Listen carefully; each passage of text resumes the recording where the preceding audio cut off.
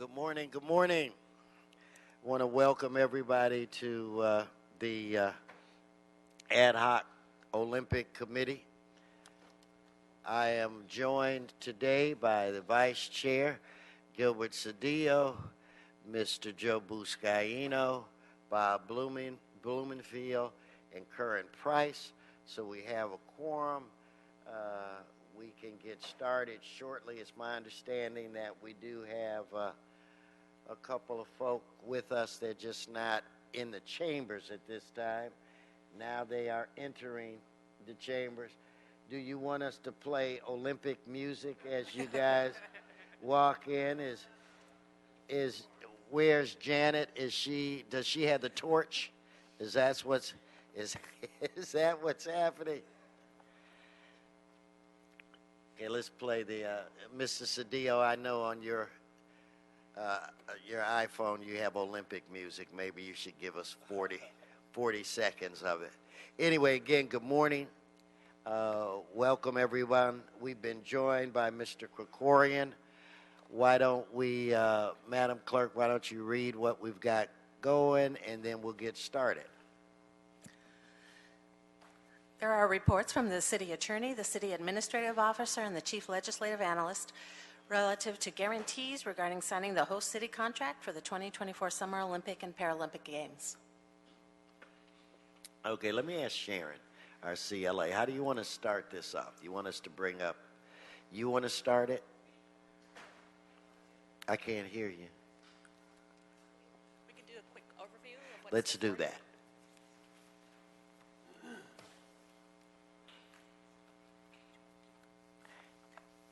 Table looks a little different, doesn't it? With that, we have an upgrade over Miguel. Thank you. Should have held that for 10 o'clock. Good morning. Good morning. So the item before you is City Attorney transmittal and 2 joint CAO-CLA reports on the 2024 Olympic Games. These reports represent a significant milestone in the city's efforts over the course of the past year and a half to deliver a competitive games experience while minimizing the city's financial risk. The City Attorney transmittal includes the host city contract, which is comprised of 2 documents, the key principles and operational requirements in the event the city is selected. The CAO-CLA report dated January 13 focuses on the remaining guarantees for the Stage 3 submission, which is due February 3rd. And it also, most importantly, it focuses on the city's guarantee to commit to sign the host city contract and the guarantee to deliver the games and assume any financial responsibility for any shortfalls. The report also discusses the many mitigation efforts that the city has taken over the course of the past 18 months to allow us to get to this point of reviewing and considering the host city contract. It discusses the Stage 3 submittal as well as touches on some of the issues highlighted by the City Attorney on the host city contract. The second CAO-CLA report, dated January 19, focuses on the venue plan and opening and closing ceremonies plan, which was submitted by LA24 this week. Those plans require the City Council's approval pursuant to the MOU you approved earlier this week. There are also a couple additional recommendations relating to room block agreements on any future hotel development incentive agreements, as well as a budget update and endorsing the Stage 3 submittal and authorization to sign the host city contract if the city is selected. So these reports are all submitted for your consideration. If they are acceptable to you, we would recommend that you approve all of the recommendations contained in the 2 reports and advance in order to advance the city's bid for the 2024 Olympics. Okay, so you're suggesting we adopt the CLA and the CAO report? Both reports. Okay. Anybody else want to jump in? Only I think that, Mr. President, Mr. Chairman in this case, we have done our best in the City Attorney's Office working with the CLA. And given the state of the country, you can call me Mr. President. Oh, if that were only true, Mr. Wesson, that would be so wonderful. Yeah, I think you have 10 more minutes with Mr. Obama. Yeah.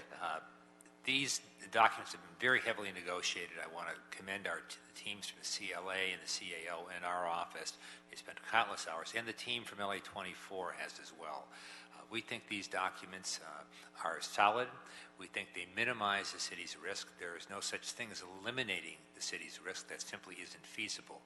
But we believe that this team has done the very best it can for this committee and for the council. And I agree with all 7 recommendations, and there are 7, with respect to what should be passed on to the full council of the committee. Well, I can discuss any of them if you'd like. Okay, I think at this time, maybe members, let's hear from Mr. Sykes and his gang. You guys come forward, and then after this, we'll open it up for questioning. Gene, it's always a pleasure, and Casey, it's good to see you. Nice to see you, Mr. President. Casey is going to open for us this morning. Okay. Good morning, and thank you, President Weston. I've always enjoyed coming to council, ever since Council President Ferraro was asking me questions about my appointment as a library commissioner back in the 90s. We're excited to join our city partners today to thank you for the amazing process we've accomplished together in our bid for the 2024 Olympic and Paralympic Games. We'd also like to tell you a little bit about where we're going over the next 8 months. Baron Pierre de Coubertin, the founder of the modern Olympic movement, once said, "The Olympic Games are a pilgrimage to the past and an act of faith in the future." LA, in our bid for the 2024 Games, is perfectly poised to help connect the Olympic and Paralympic Games and the Olympic movement with the future. Let me give you an update of why I know this to be true. Since day one, we've worked closely with the Mayor's Office, the City Council, the CAO, the CLA, and the City Attorney's Office to develop a low-risk, high-tech Games. We've all worked hard as a team to deliver a plan that is perfectly tailored to the aspirations of our city and elevates the Olympic movement for generations to come. Starting with our launch in September of 2015, we wanted to deliver a plan for a transformative Games, delivering value to our city and to the Olympic movement far beyond the year 2024. And together, that's just what we've done. Over the past 16 months, we've met regularly with this committee, as well as the full council, to ensure full transparency and accountability in our process and to continue our strong partnership going forward. Our Games budget is the perfect example of the tangible benefits of our partnership. In 6 months of weekly budget workshops with city staff, we developed a balanced budget that minimizes risk and protects taxpayers. Our budget was reviewed by global accounting firm KPMG, and this is certainly the most scrutinized, third-party validated budget in Olympic bidding history. We've also worked together to improve our plans to better utilize our city's existing assets, such as using the world-class housing at UCLA as our Olympic and Paralympic village, which will provide the best experience for athletes while eliminating risk for LA 2024 and the city. To further engage all Angelenos in our bid, we participated in more than 30 community meetings, including one in each of the 15 council districts in Los Angeles. This community-driven approach is one of the many reasons why 88% of Angelenos passionately support LA 2024. I cannot overemphasize how important their support is to the success of our bid. Looking ahead to the IOC's host city announcement in Lima, Peru on September 13, 2017, we have a lot of work to do. In April, we will attend the 2017 Sport Accord Conference in Denmark, where we will make the case for LA to the international sports federations. Later that month, the IOC's Evaluation Commission, which includes 12 IOC members, will visit our city. They will see firsthand our world-class venues, experience our city's future-focused culture, witness our uniquely diverse neighborhoods, and confirm our city's commitment to hosting a sustainable Games. In July, we'll present our technical plan to the IOC members in Lausanne, Switzerland, and continue to build our relationships within the Olympic movement. And finally, in September in Lima, we'll make our final presentation to the Olympic family, which will be televised live around the world, and we'll throw a great party here for Angelenos to watch together. As we travel across the globe and strengthen our IOC relationships through this process, we will continue to rely on the strong support of our partners in the city to make our case to the IOC. We're up against 2 strong European competitors in Budapest and Paris. Both cities offer unique visions and have built strong relationships with their European IOC colleagues. Winning an IOC member's vote starts with winning their trust, and then demonstrating how our city can help to elevate the Olympic movement. However, we believe that LA is the only city in this campaign that can help restore the credibility of the Games, ensure financial stability for the movement, bring our diverse communities together, and create new opportunities to engage with young people in Los Angeles and around the world. LA 2024 is about the future, and to get there, we're inviting everyone in the Olympic movement to follow the sun to a new Games for a new era. Thank you, and now I'd like to invite Gene Sykes, our CEO, to speak further about our close relationship with the city. Thank you, Casey. Gene, before you start, Sergeant, do we have another chair for this table? Could you bring that over? And I would like to request that Janet, you come up, please. I mean, I really don't know how the votes are going to go, but you might have some influence. And Janet Evans, everybody knows, one of our great Olympians, and I think that you should be right up here and part of this group. And Gene, I think before I kick it over to you, members, I know I'm going to ask Mr. Cedillo to probably accompany these folks to Lima. So we've got two other places. I want you guys to arm wrestle. See which, no, you only get one, Gilbert. So everybody get your passports up to date. But seriously, I'm going to, so that you can begin thinking about that. And then I'd like to see if we can get some other members. When you go, we want to show that we are unified, that we are one. And if you'll have the mayor or someone from the mayor's office, I think that it makes sense to me that someone from the council be there that can indicate that the council would be firmly behind this as well. And so we will find out what other members would be available at those times. So, Gene, with that said, I'd like to kick it back to you. Thank you very much. Today we have reached a historic milestone in our journey to bring the Olympic and Paralympic Games back to Los Angeles after 40 years. This is a city that began preparing for the 2024 Games at the closing ceremonies of the 1984 Games. And as Casey made clear, we're in a position to achieve our goals. One by one, we have managed to put everything we need in place, with events held throughout our city, in the Valley, the West Side, downtown, and South LA, ensuring all Angelinos will have a chance to join the celebration. And by using our city's existing venues, LA 2024 is providing a level of fiscal responsibility and sustainability that holds immense promise for the future of the Olympic movement. As we have put the finishing touches on our bid books this week, we can see that LA 2024 can be what we hoped it would be, a transformative plan that confirms the principles of the IOC's Agenda 2020 reforms and offers the Olympic movement a new Games for a new era. So, with immense gratitude that I personally feel toward this committee, let me state the obvious. We wouldn't be here without you. Without your partnership, and Council President Wesson, without your leadership, we could not have achieved any of this. And so I want to offer my thanks to each and every one of you for allowing us to build the kind of partnership we have enjoyed over the last year and a half. As Casey said, we have worked transparently toward our common goal of putting our city in a position to change its future, once again, through the world's greatest event, and at the same time, work to create another watershed moment for the Olympic movement that propels it into a new era. As I look back on our partnership, 3 of our achievements strike me as the most significant milestones in this process.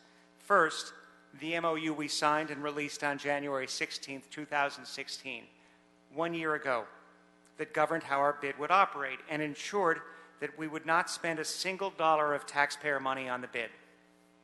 Second, the effectiveness of the work that we did together to bring the state of California on board with our shared vision, culminating in the moment when Governor Brown signed the financial backstop that set aside $250 million for our games. And finally, our second MOU, which was approved on Tuesday, almost exactly 1 year after our first, which set forth the principle of the partnership that will empower us to guide the organization of the 2024 Games together. As Casey pointed out, through 6 months of collaboration, we created a low-risk budget, a budget that is vetted and comprehensive, but it's also something more. In many ways, it's a milestone in the Olympic bidding process because this budget allows us to break tradition by presenting a single unified budget to the IOC, not two budgets, which bid cities typically deliver to cover the costs of additional infrastructure and construction needed outside of the organizing committee. We've achieved great things together, but we've only just begun. The recommendation that you make following our meeting today and the decision of the City Council next Wednesday will send clear messages to the Olympic movement and to the world that LA 2024 and the city are unified in their desire to host the Games again. And not just any Games, but a transformative Games, the best Olympic and Paralympic Games in history. Many point to LA 84 as a watershed moment for the Olympic movement, the birth of a new era, and millions of Angelenos are rightly proud of our glorious Olympic past. But I believe our Olympic future is even brighter than our past. We're in a position to serve the world through sport once again by hosting a new Games for a new era. Thank you very much. Okay, and with that said, I'm going to see if you'd like to say something. You probably, as wet as it was today, you probably had a Olympic flashback when you were coming. I just swam up the That's 101. what I figured. So it was great. But we are so delighted to have you with us today, Janet, and we'd like to hear from you. Thank you, Council President, Council members. It's truly an honor to be here today on behalf of all the athletes of the state of California and the United States and the world. So I want to thank you for your support of our bid, which would bring the greatest athletes in the world together in our amazing city. I was 12 years old in 1984 when the Olympics came to the city of Los Angeles, and I sat in that stadium and watched Rayford Johnson so proudly run that torch and up all those long steps and light the cauldron. And it was that moment that I decided that the Olympics were in my soul and that I wanted to be just like all those athletes standing on the infield of the Coliseum. Certainly the Olympic and Paralympic movement have impacted my life. They've given me, through all of my many miles in the pool, an incredible platform to, I believe, inspire change, inspire other people, inspire young people to reach their dreams. And I think that's really why we all love the Olympic and Paralympic movement and why we've all worked so hard to hopefully bring the Games home to, I believe, the greatest Olympic city in America and the world. So by bringing the Games to Los Angeles in 2024, we will not only showcase our great city, but we will inspire an entire new generation of young people, whether it's to become swimmers or wrestlers or fencers or maybe someone to become a public servant or whatever it takes. You know, I think the Olympics and Paralympics inspire people in so many different ways. So your support means so much to us.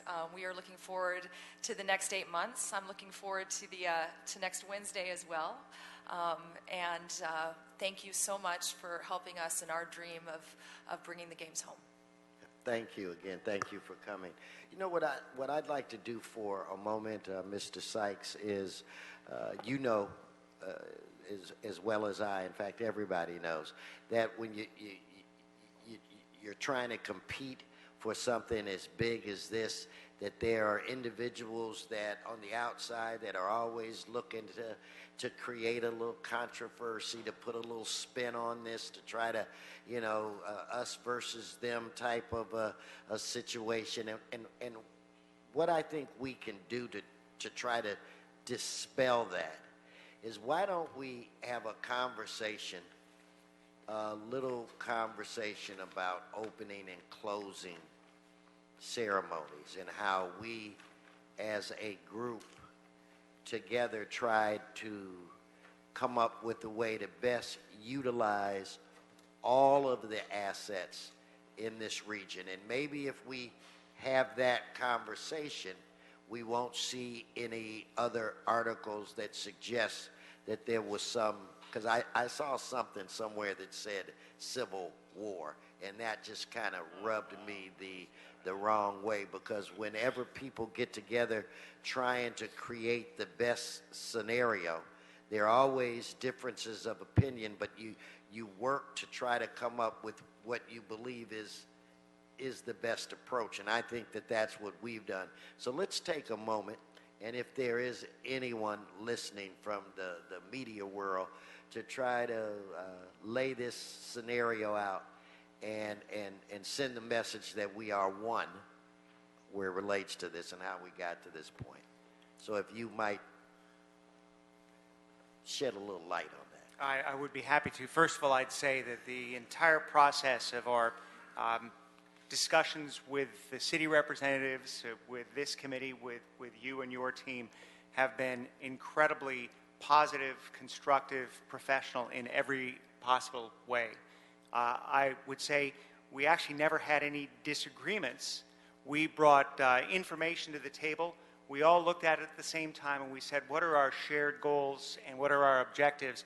And it was not difficult for us to reach a conclusion, which I think we are all incredibly enthusiastic is the best possible conclusion for our city and for the Olympic Games. And it's exciting. As we thought about the possibilities, things that someone may have said were challenges turned out to be doors that opened up new ways for us to think about doing things. And we're very, very proud of both the concept that we've outlined for the opening and closing ceremonies, and are excited about all of the people and all of the communities that will have a chance to participate in these games. And I think, Casey, did you want to weigh in as well? And then I'm going to open it up to the members. Like I said, I want everybody to know that we're together, and this is our opportunity to make that crystal clear. Well, and thank you for your support and leadership on this issue.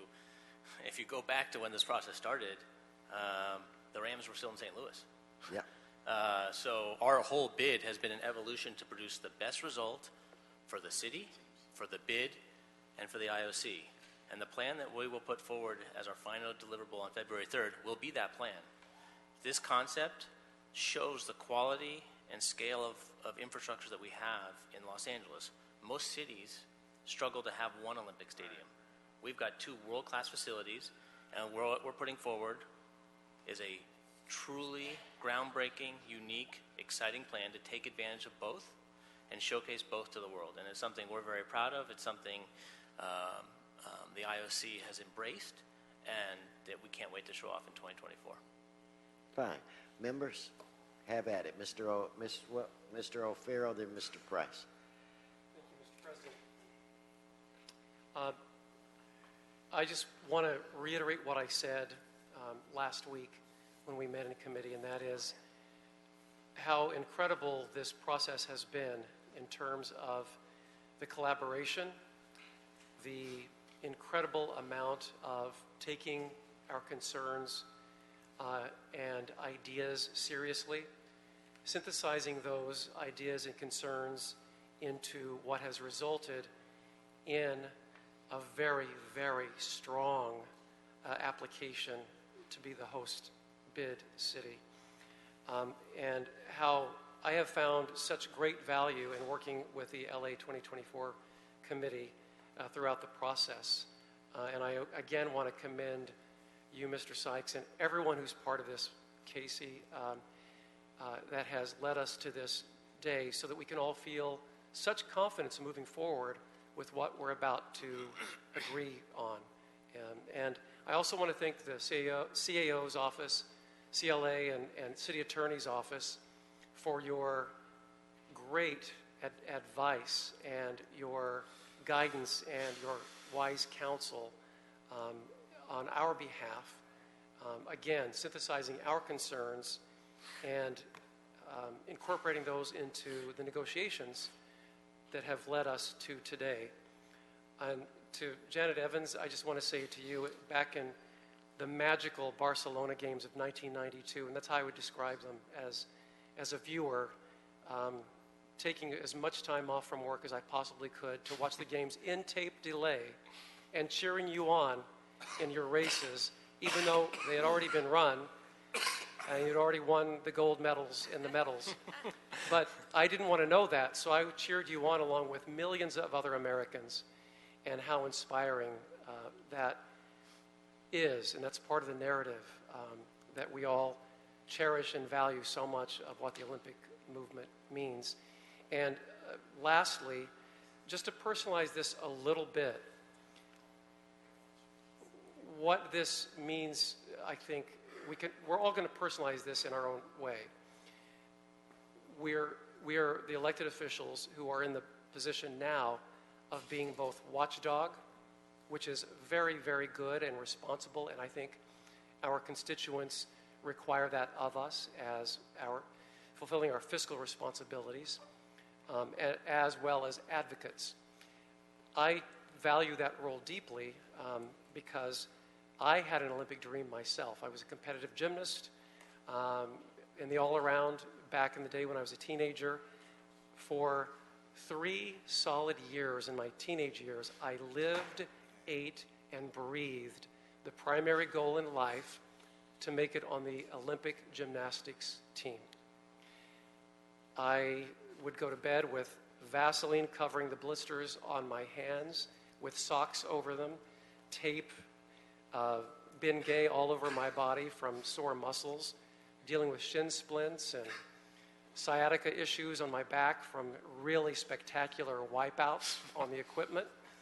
But let me tell you, that moment in my life as a youth inspired me for a lifetime of wanting to give back and serving. And Ms. Evans, you mentioned it could lead you into a job of public service someday. I got to tell you, I don't think I would be sitting here if I hadn't had that deep dream and inspiration from what the Olympic Games mean. And I draw on that experience to this day in almost everything I say and do. So I think, in a sense, metaphorically, we're all wearing the Olympic wreath. And what is the Olympic wreath? It's olive leaves, olive branches. Los Angeles, in the City of Angels, the poetry is rich with what we're potentially able to accomplish in 2024.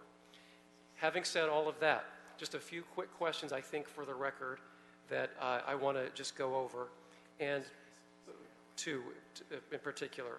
One is in relation to the guarantees, and anyone can take a stab at this, but we covered this last time, but just to dig slightly deeper for the record one more time, in the guarantees G 3.5, the guarantee from the city covering any potential financial shortfall of the OCOG, including the potential funds, etc.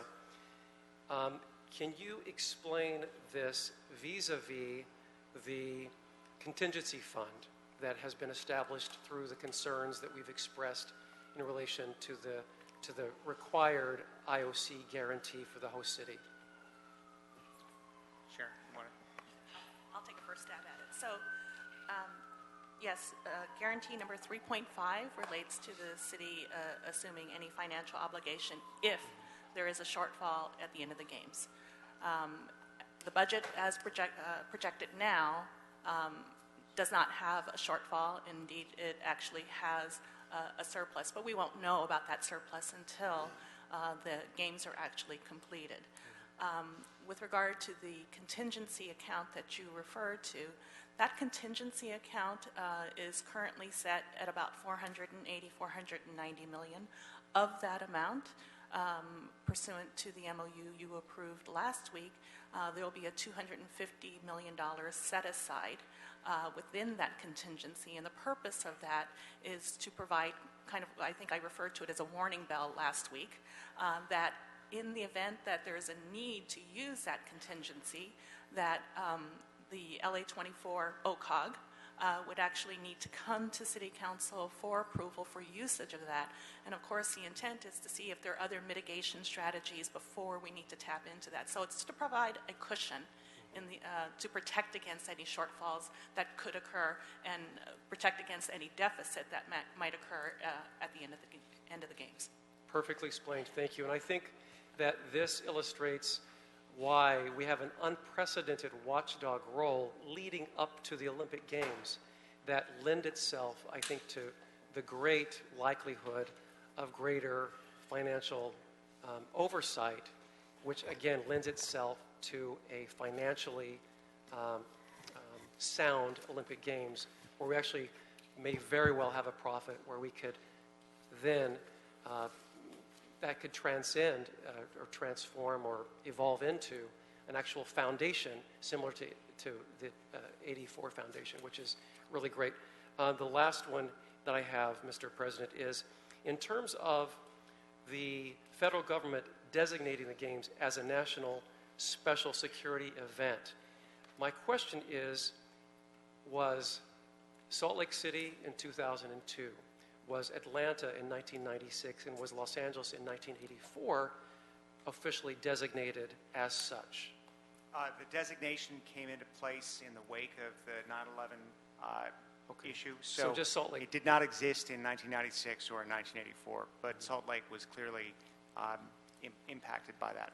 All right, and in this era of uncertainty that we're entering into right about this very moment, we want to be sure that that designation is something that we demand, request. I would imagine that this has not changed because the world has ever greater threats than it did even in September 11th of 2001.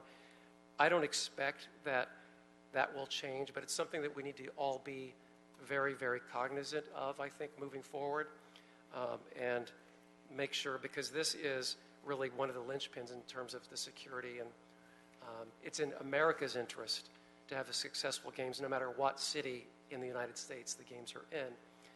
But this is something we shouldn't take for granted in terms of keeping up the pressure on our federal government and the awareness, et cetera. So I don't doubt that will be part of continuing for this games, but it's just a point that I think we need to really keep focusing on. We completely agree with you, and it will be our highest priority. Great. Thank you, Mr. President. Again, congratulations. Let the games begin. Thank you, Mr. O'Farrell. Before I move on to Mr. Price, Big Jim, you're going to be our attorney for today, so I'm going to notify you that as of this moment, we've been here for slightly over a half hour. I'm going to close public comment. That period is now officially closed. I want to just quickly, Mr. O'Farrell, you reminded me of a couple of things. Plus, know that your members have seen you on YouTube and on Instagram doing backflips. So now I know the history behind that. But I know Mr. Price, myself, Mr. Blumenfield, and maybe some of the others, but the three of us, we've been staff people before. So we recognize the importance of staff. So I do want to take my hat off to all of the city staff and all of the staff from LA 2024 for all of the hard work that you did on putting all of this together, the hours that you put in. I know you worked tirelessly during the holidays, and I really appreciate that. And I just want to say that you guys are the glue that keeps this city together, and we love you for that. Mr. Price? Thank you, Mr. President. I too want to just thank the team for the extraordinary achievement working together and really making this bid far superior to anything else we've seen before. Notwithstanding my deep roots in the city of Inglewood, I certainly had some misgivings, though, about moving the opening and closing ceremonies out of the 9th District, or I should say out of the Coliseum.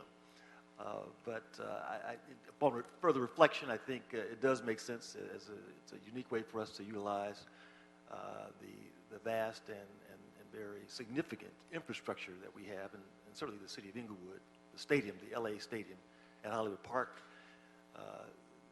will offer that. Something else, though, Gene, that convinced me, and when I met with you and some teammates in my district office a couple weeks ago, you referenced the temporary athletic deck that was going to be on the Coliseum and how that would impede some ceremonial activities. Could you kind of expound on that a little bit for us? Yes. So the Coliseum today is a football stadium. Even though it was originally designed with a track for athletics, we have to put a track back into the Coliseum.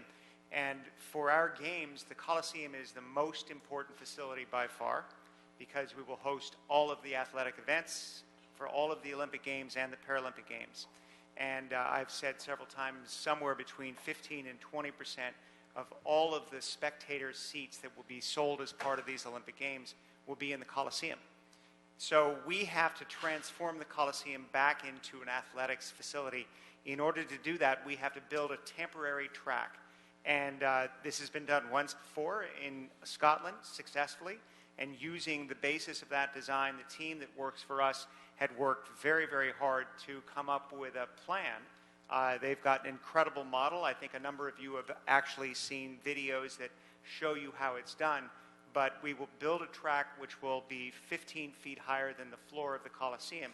So the playing surface will be much bigger and large enough to accommodate an Olympic track and field, so that we can do all of the track and field events that athletics requires.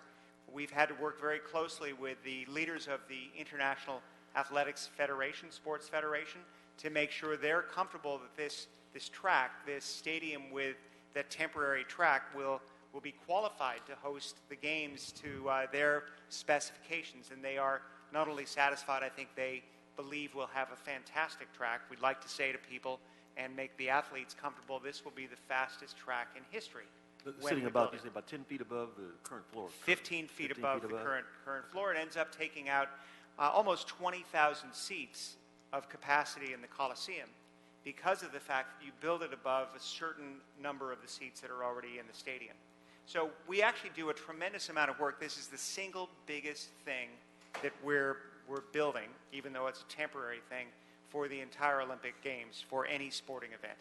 So that's what we expect to do. Well, and what's the impact of the athletes marching on this temporary track? This is one of the reasons why it would be helpful to have the stadium in Inglewood as a place where we can host the parade of athletes in the opening ceremonies. There are 10,000 athletes or more who march onto the field for opening ceremonies in the Parade of Nations. But if we asked all those athletes to march onto this new temporary track, we run the risk of compromising the track. And all of the work we'd have to do to prepare for opening ceremonies means that none of the athletes who might want to train on the track or have a chance to try it out before the competition could ever get to it. So in order to preserve the opportunity for the Coliseum to host the best athletics event in history, the stadium, LA Stadium at Hollywood Park is a very useful alternative.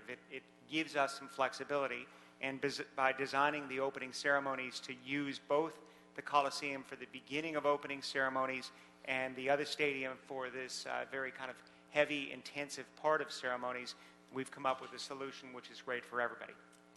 And then how do you envision the closing ceremonies? That'll be the reverse. Closing ceremonies is less intensive. We expect the, if you will, the formal elements of the closing ceremonies, the assembly of athletes, the speeches, the passing on of the torch from our games to the next games, maybe Paris, that would happen in the Coliseum. And then, what are the cost implications for the city of Inglewood with the shift of venue in this manner? Well, Inglewood has the same obligations that every other venue partner has to support the operations that we demand, security, and everything else that is necessary that we've done with the other cities that are offering venues to support our games, such as Long Beach and Carson, for example. So the city of Inglewood has agreed to do that. So they're expected to cover what, maintenance and security costs, any other expenses? As I say, each city is responsible for negotiating a contract with us in which we're getting all of the services we need from each of those cities. It will not be a burden on the city of Los Angeles. Great. Well, again, I think it's going to be it's a great approach. It's unique, it's different, and that certainly is what LA is about. And like my colleague, I say let the games begin. Okay, members, any other questions? Members, Mr. Blumenfield. More of a comment. I mean, I'm excited about everything that we've been through. You guys have done a great job of bringing some confidence here, and I wanted to mention a quote from a great runner who inspired me back in '84 when I saw Carl Lewis run here in Los Angeles. It was an amazing race, and he's known for saying, if you don't have confidence, you'll always find a way not to win. Well, you've given us confidence in this bid, and now we need to just go out there and win it. And that's all I have to say. Members, other members, Mr. Cedillo? Mr. President, I've been quiet through most of these committee meetings, but I want to make sure I acknowledge the significance of this and the incredible work that's gone into this. Your leadership, bringing all these parts together. Let me applaud the team first for making sure that we hit our goals of maximum benefit and minimal risk for the city of Los Angeles. I don't know if we want the other cities to see our agreements because they'll want Me Too's on this, but let me say about the importance of this. So, this is a very special moment in our world, and the Olympic movement is needed more today than ever. More at this very moment, at this very minute, it is needed because it's a movement of unity, it's a movement of tolerance, it's a movement that brings people together, and it's inspiring. Janet, you are absolutely right. It is such an inspiration for young people, and it sets a window to the world. Now, I'm not as old to have seen Jim Thorpe run the games, but I saw the movie, and I saw it with Burt Lancaster, and I was inspired by that. And you're absolutely right. Some of us will go on to be athletes, Mr. President, but some of us will just take that inspiration and go on to other areas of work, and we will apply that commitment to win, to go for the gold, to be a champion through the rest of our lives. And at this very moment, as the world moves forward into unknown territory, there must be a movement that is committed to building unity and tolerance and bringing people together. And that's what this movement is all about. All of you know that more than the rest of us. And for that, I want to thank you for working through every challenge that has been presented. You've come through each one. And we are going to have not just a greater city for it, but a better world for it, particularly as we work through these challenges in front of us over the next 8 years. So I want to thank you, and Mr. President, I want to applaud your leadership, because this is more significant at this very moment than I think we realize for the future of the city and for the future of our world. Thank you so much, all of you. Thank you, Mr. Cedillo. Mr. Krikorian, Mr. Krikorian. And then Mr. Buscaino. Thank you very much, Mr. President, and thank you to all of you. As you know, I'm the Budget and Finance Chair, and it's been kind of my principal responsibility to look at our proposal with as much scrutiny as I can to ensure the financial integrity of our bid and reduce the risk to the taxpayers of Los Angeles. And I have to say from the outset how much I appreciate that the work that all of you have done to do exactly that. And we've gone through the budget with a fine-tooth comb. We've gone through the host city contract. And I have to tell you,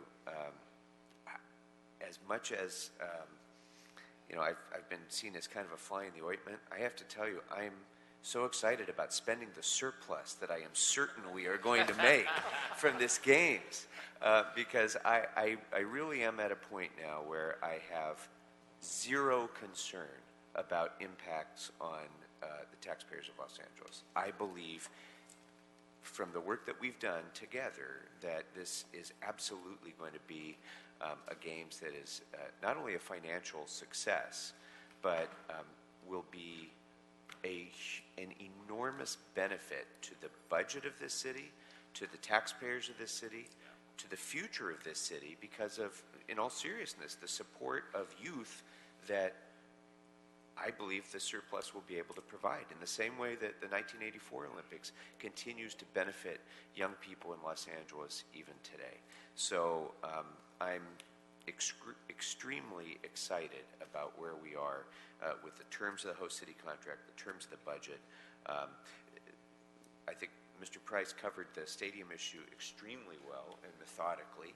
I had much of the same initial concern that he did, but really my concern was just to ensure that the Coliseum didn't get left out of this because of its historical importance and its economic importance to the city of Los Angeles. This plan that you've put forward, I think, really brilliantly does that by preserving the role of the Coliseum while also taking full advantage of the brand new Coliseum, brand new stadium that's coming to the Southern California area. And I think, Casey, in many respects, that compromise, if you will, I don't even want to say it's not a compromise. It's a visionary idea for how best to use the assets that we have to offer. And in that respect, it very much is a pilgrimage to the past and an act of faith in the future. I think that symbolizes it perfectly, the use of those two stadiums. So I'm extremely excited. I'm looking forward to hearing more details about, I hate to keep talking about the surplus. I don't want to jinx anything. I got to knock on wood. But hearing more details about how that's allocated, although there's an initial plan already set forth, there will be time for further discussion about that in the future. And Mr. Cedillo's comments were so inspiring because I keep looking up at the clock and realizing, where our nation is right now as we're sitting here and what's happening in Washington right now as we're sitting here.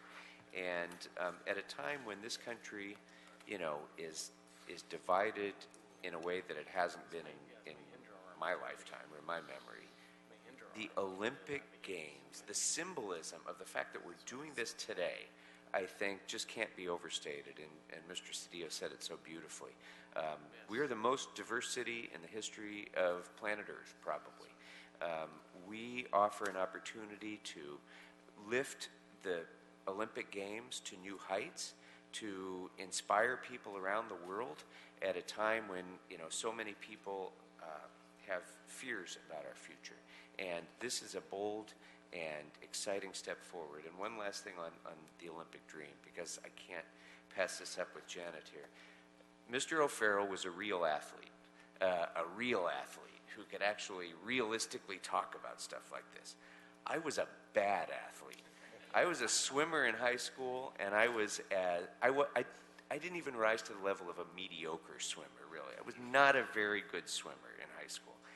But I have to say that even as a mediocre at best swimmer, when I was doing laps in practice, Janet, in my head, when I was struggling to get through, 2,000 yards or 3,000 yards, I mean, you used to race that. But for me, it was a struggle to practice that. When I was struggling to get through those extra laps, in my head, that ABC Olympics theme, the old Olympics theme, kept running through my head just to inspire me to get to the wall, get to the next wall, and make another turn. And that wasn't about my likelihood of ever being in the Olympics. It was, seeing people like you and the level of commitment that you had to achieve something great that I think lifts the spirits of people around the world, whether they have the first bit of athletic ability or not. I mean, every one of your 100-meter splits in your 1,500 beat every one of my sprints, and every time.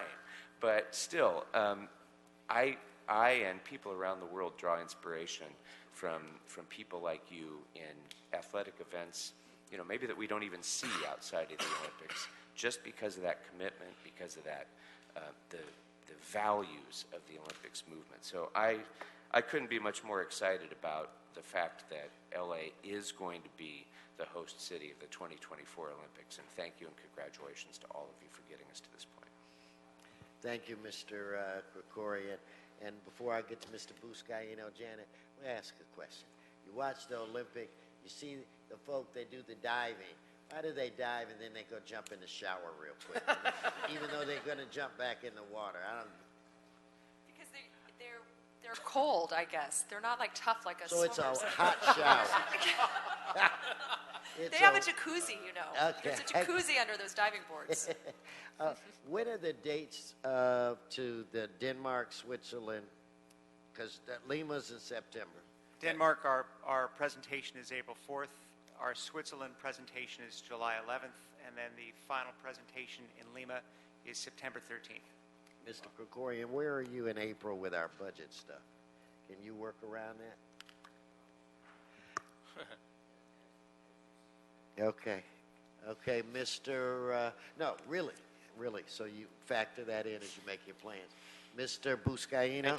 Thank you, Mr. President, and thank you all for putting together a proposal that I feel positions our city to win the games in 2024. A lot of work and effort and strategy, and I was clear with my disappointment with some of the shifting of venues, but I knew the overall importance of let's get this right for the benefit of this region, for our city, and appreciate the ongoing discussion and dialogue that we've had with staff in my office. And as far as the opening and closing ceremonies, congratulate you on putting together an incredible opportunity that reflects both the past and the present of the Olympic movement by encompassing both the Coliseum and the new stadium in Inglewood. I also, we started this discussion and dialogue on the risk assessment and the concern that we had on behalf of the taxpayers in the city of Los Angeles. I too, like Mr. Krikorian mentioned, am confident and comfortable moving this bid forward, looking at the risk assessment. And if you look at also the last 2 or 3 Olympic Games, these cities, the host cities, have struggled, that have put the cities behind and in deficit, and this is not going to be the case if and when we host the Olympics here in Los Angeles. So let the campaign begin. I think we can do everything we can to put forward a solid package, an incredible bid, but the work begins now to lobby the IOC members. And I know that our mayor is in the forefront of this issue, and we'll be leaning on a number of the IOC members, but am confident with the leadership of this council, along with the mayor and this incredible bid committee, that we're going to get the games here in 2024. So thank you so much for your work, and